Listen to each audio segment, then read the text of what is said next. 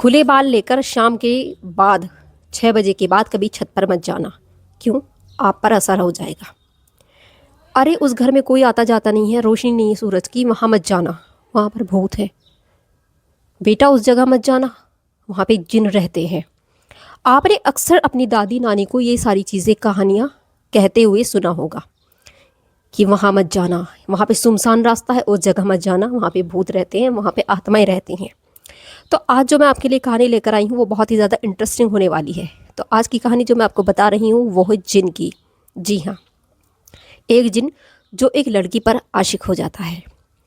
तो एक फैमिली होती है, उसमें एक लड़की होती है, इकलौती ही लड़की होती है, बहुत ज़्यादा खूबसूरत होती है। खूबसूरत इतनी होती है कि अगर कोई उसे उस लड़की को कोई इंसान देख भी लेना तो बस ऐसे ही घंटों तक उसे देखता रहे।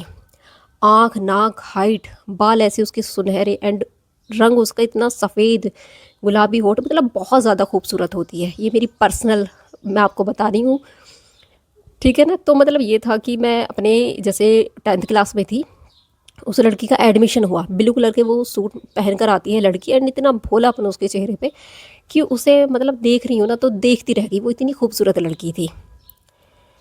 अब क्या हुआ कि लेकिन उस लड़की जितनी वो खूबसूरत थी ना, हकीकत उतनी ही ज़्यादा बुरी थी। वो दिखने में इतनी खूबसूरत लड़की कि उसे कोई भी देख ले, घंटों तक उसे देखता रहे तो बस आंखें नज़र नीचे ना करे, पलक ना मारे, इतनी खूबसूरत लड़की थी। अब क्या होता है कि जैसे कहते हैं ना कि शाम को खुले बाल लेकर तुम छत पर मत जाना, ठीक है ना। तो सुनहरी बाल, पतली पतली, इतनी प्यारी लड़की थी वो। अब शाम के टाइम क्या होता है कि अपने दोस्तों के साथ उसकी फ्रेंड्स आई हुई होती हैं। अब क्योंकि उनके घर में एक रूम होता है, एक लिविंग रूम होता है, तो वहीं पर जो है मतलब उसकी फैमिली मेम्बर, दादी वादी, ये सारी चीज़ें रहती हैं, सब लोग रहते हैं, तो वो बात करते रहते हैं। तो वो मतलब अपनी फैमिली से बात करें, उसमें डिस्टर्ब ना हो। शाम के टाइम वो नहाई हुई होती है एंड उसी कंडीशन में वो अपनी दोस्तों को लेकर छत पर चली जाती है।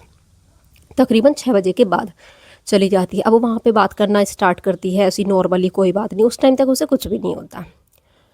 अब क्या होता है, जैसे वो नीचे आती है, मतलब बात करके तकरीबन 8-9 बजे तक आती है, तो क्या कहते हैं, उसे फीवर होना स्टार्ट हो जाता है नाइट में।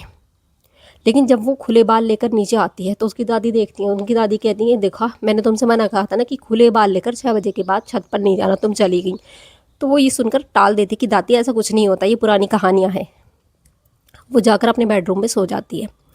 सो जाती है तो सुबह जब उठती है तो उसे इतनी तेज़ फीवर होता है, बहुत ज़्यादा। अब डॉक्टर्स के पास लेकर जाते हैं। अब डॉक्टर्स के पास जब लेकर जा रहे हैं, भाई दवाइयों से कोई आराम नहीं।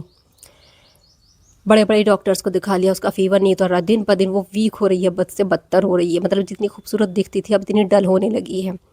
अब कोई उनके घर पे आंटी आती हैं तो वो उसे देखते हैं, वो कहती हैं कि जब दवाइयाँ काम नहीं कर रही तो आप किसी को वैसे मतलब झाड़ने फूकने वालों को दिखाओ। अब झाड़ने फूकने वालों को दिखाते हैं तो वो बताते हैं कि इसके पीछे है ना कोई जिन पड़ चुका है, किसी जिन को ये पसंद आ गई है। अब घर वाले बहुत टेंशन में हो जाते हैं कि ये कैसे होगा, कैसे होगा, कि ठीक कर दो। लेकिन वो जिन इतना स्ट्रॉन्ग होता है कि जो झाड़ने फूकने वाला होता है ना, वो कहता है कि मेरे बस की बात नहीं है, आप कहीं और लेकर चले जाएं।